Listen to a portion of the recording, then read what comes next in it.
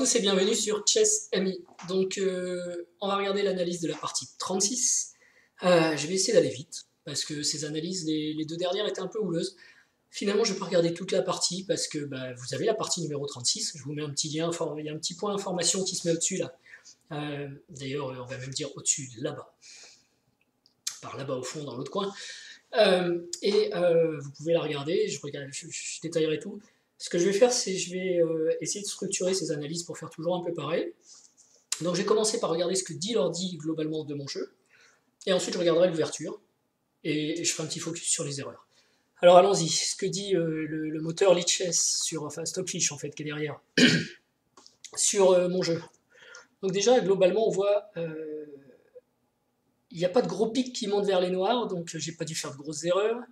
Les noirs ont fait une grosse erreur par contre. Les blancs, pardon, ont fait une grosse erreur. Et bon, après, la finale, c'est pas forcément génial ce que je fais. On verra ça. Au niveau des statistiques, 33, perte moyenne en centipion, c'est... si vous regardez la vidéo Chess Insight, peut-être je vais mettre un lien, je sais pas, on va voir. Je disais justement que c'était à peu près ma moyenne. C'est mon niveau. Donc j'ai joué à peu près mon niveau, là. Je perds un tiers de pion par coup en moyenne, c'est pas terrible. Bon, la partie a duré 43 coups, donc c'est significatif. J'ai pas joué mieux que d'habitude, j'ai pas moins bien joué. Beaucoup d'imprécisions et de gaffes, donc ça va faire quand même de la matière à regarder. Et déjà, je vais regarder l'ouverture. Donc, juste un truc par rapport à mon adversaire. Il a fait beaucoup plus d'erreurs graves, des gaffes. Ok. Alors, D4, cavalier F6, C4, E5, le Gambit de Budapest, vous êtes désormais habitués. C'est pas vraiment une ouverture que je recommanderais, moi je la joue parce que elle convient bien à mon style, et pour ceux qui ont suivi la partie, et je vous invite vraiment à la regarder, ça amène plus un petit débat positionnel que c'est pas un Gambit explosif, quoi. Alors il doit y avoir une ou deux parties dans la série que j'ai faite qui sont explosives, comme la 32 où dont le joueur blanc a fait n'importe quoi. Vous pouvez regarder la partie 32, en fait, quand les blancs jouent bien, les noirs doivent juste serrer les coudes et attendre que ça se passe. C'est pas une ouverture miracle. Et donc moi, le côté positionnel, ça me va bien. J'aime bien. Cavalier G4, donc on essaye de récupérer. Ok, donc... Ah, pardon, il faut que j'ouvre la théorie pour voir si j'ai raté quelque chose. Allez, les joueurs qui jouent le Gambit de Budapest, Ivanchuk, Mamedarov, plutôt en blitz, rapportent, mais ce sont des joueurs très forts, mais plutôt connus pour jouer des trucs un petit peu... Enfin, Ivanchuk, il joue tout, mais... Enfin, ils jouent tous tout, mais je veux dire, voilà, c'est des joueurs qui sont marqués agressifs, rapportent, jouent un jeu spécial. Cavalier F3, Fou C5, jusqu'ici tout est normal, le 3 est un coup forcé, cavalier C6. Fou E2, Dame D5 n'est pas le plus joué, c'est vrai que c'est Fou E2, il a perdu un temps ici, et c'est pour ça que j'étais embêté à jouer, j'avais peur de cavalier B5, mais il manque un coup. Normalement c'est Fou E2 ici. Alors Dame D5, est-ce que ça peut être puni, du coup? Non, c'est Dame E7 aussi que j'ai joué. Et cavalier C3 est le coup le plus joué, Fou E2 transpose dans la variante principale. Et lui, il a joué à 3 pour B4, ce qui n'est pas idiot. Et vous voyez, dans ces positions, même si les blancs ne jouent pas le coup principal, même un coup totalement off-beat, ils gardent une bonne évaluation, c'est pas très grave. Les blancs n'ont pas une partie difficile dans le Gambit de Budapest. Ils ont quasiment que des coups forcés ou des coups logiques. Et donc tout se passe bien pour eux, même quand ils ne connaissent pas la théorie. C'est pour ça que c'est pas une super ouverture pour les noirs, c'est que les blancs n'ont qu'à réfléchir et ils vont s'en sortir bien avec un pion de plus, et après ce sera aux noirs de prouver pourquoi ils ont donné un pion. Bref. Un pion de plus ou pas, parce qu'on peut le récupérer parfois, mais enfin assez souvent d'ailleurs, mais pas une position géniale. Il y a qu'un ou deux thèmes qui sont sympas, mais pour faire nul, pas vraiment pour gagner. Bref. A5, donc je pense que c'était aussi la reco de l'ordi. On retombe après cavalier C3 dans la théorie, mais lui il a préféré Fou D2, qui n'est pas un bon coup. Qui est clairement pas un bon coup. Et ici je pouvais reprendre le pion. Mais donc j'ai décidé de le donner complètement. avec F6. Donc l'ordi appelle ça une gaffe. Pour moi, c'était une décision stratégique. Donc c'est pas une gaffe, c'était un choix. J'ai bien vu que je pouvais prendre le pion et j'ai préféré jouer F6 pour chasser un peu sa dame qui avait même plus la case D1 à sa disposition. Ok, sinon c'était, enfin je dis ça, ouais, c'était cavalier C prend E5, cavalier prend E5, cavalier prend E5. Je suis où là dans ma variante? Cavalier prend E5. Fou E2 parce qu'il faudra bien le jouer un jour. Et D6. C'est vrai que j'aurais pu jouer ça, c'est une position normale de Gambit de Budapest. On peut continuer un peu, petit roc, petit roc. Ok, donc il faudra que je regarde en quoi c'est différent de la variante avec Fou E2. D'ailleurs, je peux regarder tout de suite puisque je suis là pour ça, c'est à ça que servent ces analyses. Je pourrais toujours y faire référence et retourner les voir plus tard pour moi. Ça sert aussi à ça en fait. Si ici il avait joué Fou E2, qui est le coup normal,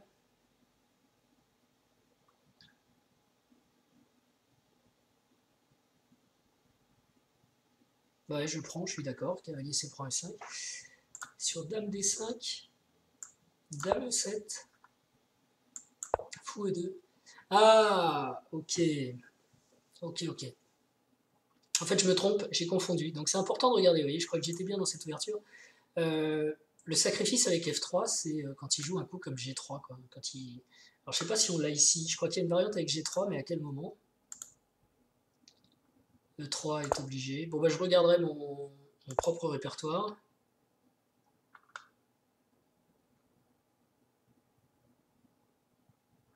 Fou et 2, cavalier C3. Peut-être cavalier C3. Ah, mais là, je peux le prendre encore.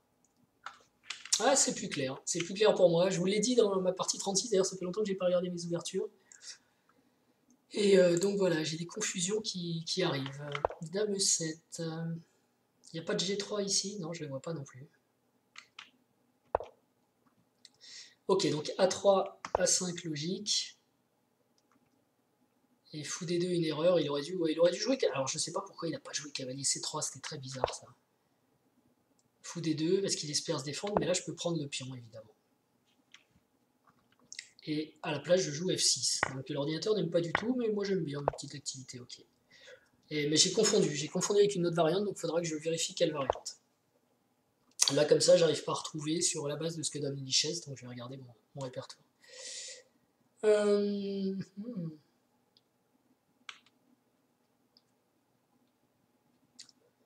Ok, et après la partie continue, et on va arriver aux erreurs réellement. Donc Fou G4 pour lui est un peu imprécis. C'est vrai que cavalier E5, ça, je l'ai considéré.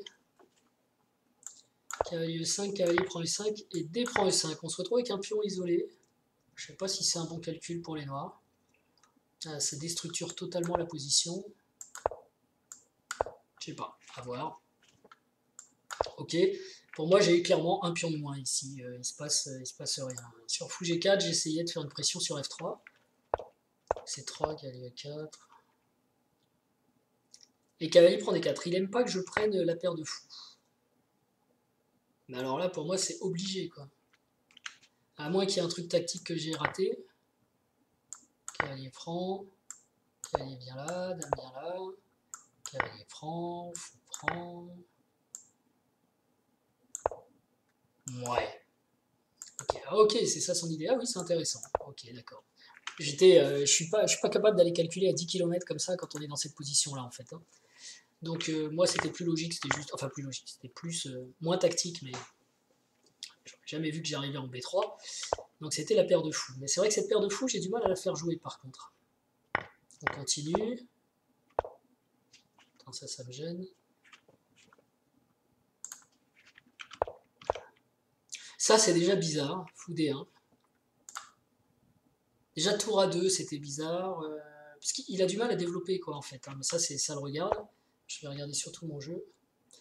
Et tour E7. Ouais, j'arrive pas à trouver un coup. L'ordinateur aussi a du mal à créer une menace ici. Parce qu'il propose des coups dame H6, fou F5, il hésite, c'est pas... Tour E7, au moins je dis je veux doubler. Un tour B2 c'est pas bête parce que ça enlevait, ça remettait au goût du jour les menaces C5, puis on prend, fou prend, et dame échec qui gagne le fou, parce que là j'ai plus, si la tour est plus en A2, j'ai plus le fou E6 qui arrête tout le monde. Quoi. Donc tour E7, ok. Et cavalier D2, une gaffe. Donc il devait jouer tour B2, on est d'accord. Je pense qu'il veut jouer cavalier E4, qu'il veut commencer à échanger des pièces, mais petit problème tactique, évidemment. Fou prend D1. Sur tour prend, c'est la cata. Check. D'accord. Voilà. Check. Grosse catastrophe. Check. On est totalement gagnant. Check. En mat. Check. Voilà. Donc il n'a pas le choix. Sur fou prend D1. Heureusement d'ailleurs qu'il a la ressource mystérieuse, parce qu'il n'avait pas calculé celle-là. Il met combien de temps à le jouer? Ah bah non, il met pas très longtemps en fait. Ah si, il a mis les 15 secondes plus 6 secondes, 21 secondes. Mais c'est pas... du coup, je prends 2 pièces. Alors il aime pas ça, l'ordi. Tiens, il aime pas tour prend E4. Qu'est-ce qu'il aurait voulu que je joue d'abord? Dame G6, c'est énorme ça, je l'ai pas vu celle-là. Dame G6, j'ai totalement pas vu ça. Et oui, je peux récupérer la pièce, donc je vais avoir une pièce de plus. Ah, c'est beau Dame G6, totalement pas vu. Un petit coup, je sais pas si vous l'aviez vu.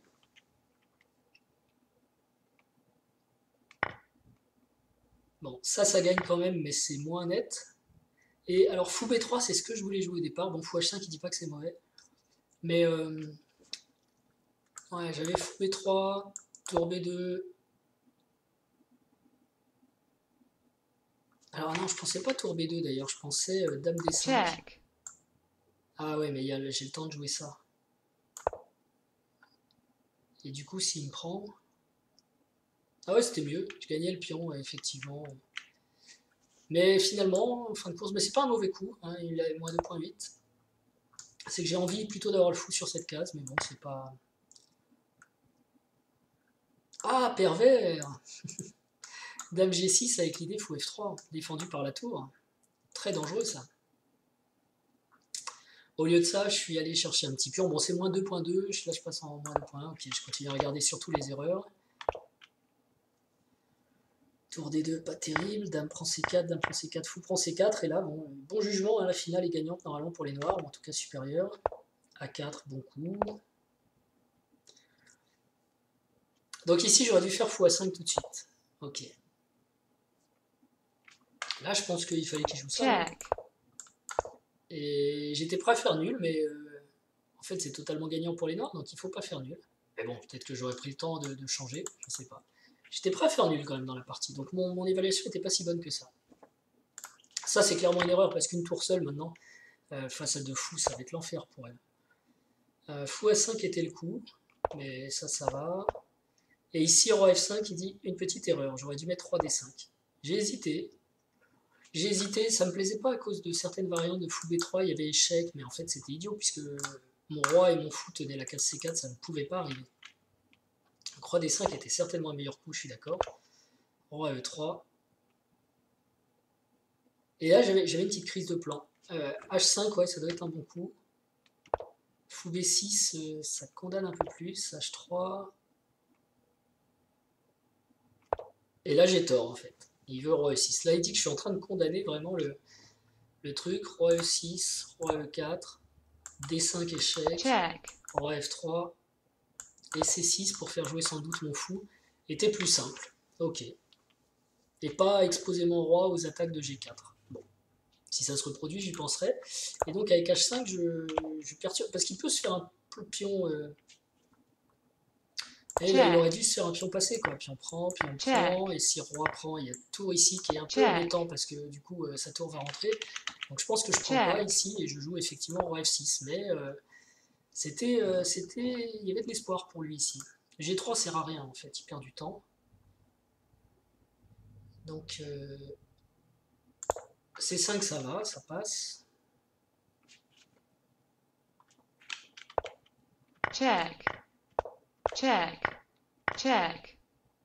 Roi F6. Il aime pas roi F6, il préfère roi G6. Ok, compliqué hein, les nuances. Roi G6, ça fait quand même plus 2, vous voyez, donc là c'est terrible. Tour B2, fou B3, tour B1, fou D8. C'est quoi la différence? Ah, c'est que le roi bloque pas le fou et le fou peut jouer sur cette diagonale. D'accord. Ok, là je prends le pion quand je veux. Alors que roi F6, Il voit tour G1, fou C7.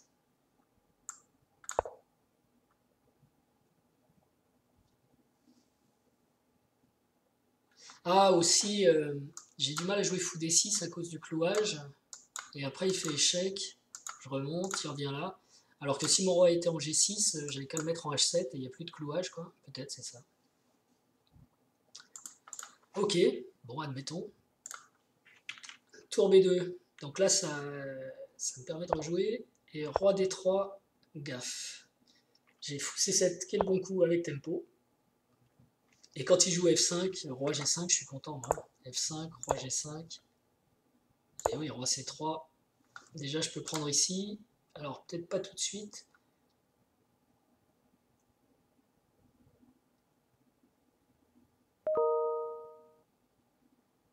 Ouais, parce qu'il faudra défendre. Donc, il propose d'abord de chasser le roi, on fait reculer le roi. Après, on revient ici pour pouvoir peut-être défendre en F6. Mais bon, on est mieux. Là, c'est clair, il n'y a pas de problème. Tour H2. Et perd le pion, fou prend F4 et c'est fini. Ok, bon bah donc mes erreurs elles sont pas si catastrophiques que ça. Si je prends la gaffe au F6, bah voilà, on a un schéma classique d'ouverture et enfin on connaît une variante et on confond deux variantes. Ça c'est parce qu'on n'était plus dans la variante, il n'y a pas eu de fou E2, il n'y a pas eu de G3. Je crois en plus que ma variante avec F6 c'est G3, donc c'est peut-être même une variante avec fou F4. En fait j'ai tout confondu quoi. J'ai très gravement confondu. Cavalier prendre, dame prendre D6, oui c'est ça, c'est quand le fou est en F4. Donc j'ai la variante Rubinstein je crois. Donc j'étais complètement hors du coup. Ça, grosse erreur de ma part. Et après, les autres erreurs plus grosses. H5, bon, ça c'est pas très clair dans ma tête, il faudrait que je travaille là-dessus, sur les finales. J'en suis à combien? 16 minutes, je vais bientôt m'arrêter. Deuxième erreur grave. Roi F6 au lieu de roi G6. Ouais, c'est des finesses, on va dire, en finale qui m'échappent, mais c'est compliqué quand même. Ok, bon bah écoutez, c'était la 36e partie, une victoire face à un joueur quand même un peu corsé, il a fallu se battre, c'était intéressant, mais il a quand même fait un plan bizarre, hein, il faut être honnête, fou E1, tour A2, mais il était déstabilisé un petit peu aussi par la position qu'il connaissait pas sur le Gambit de Budapest, et ouais, j'ai pas super bien joué, j'ai gaffé un pion qui finalement n'était pas obligatoire. Et après, par contre, avec les fous, je me suis bien débrouillé quand même, je suis content. Voilà, sur ce, et problème d'évaluation. J'avais une position gagnante, j'étais presque à accepter la nulle sur tour 7, ce qui est quand même dommage parce que c'était plus 3, enfin moins 3 ou moins 2 selon l'ordi. Allez, je vais pas faire trop long, je vous remercie. Abonnez-vous surtout. Et puis, pour voir les prochaines vidéos, vous avez des notifications quasiment tous les jours, donc profitez-en. Et je vous dis à très bientôt. Entraînez-vous bien. Ciao.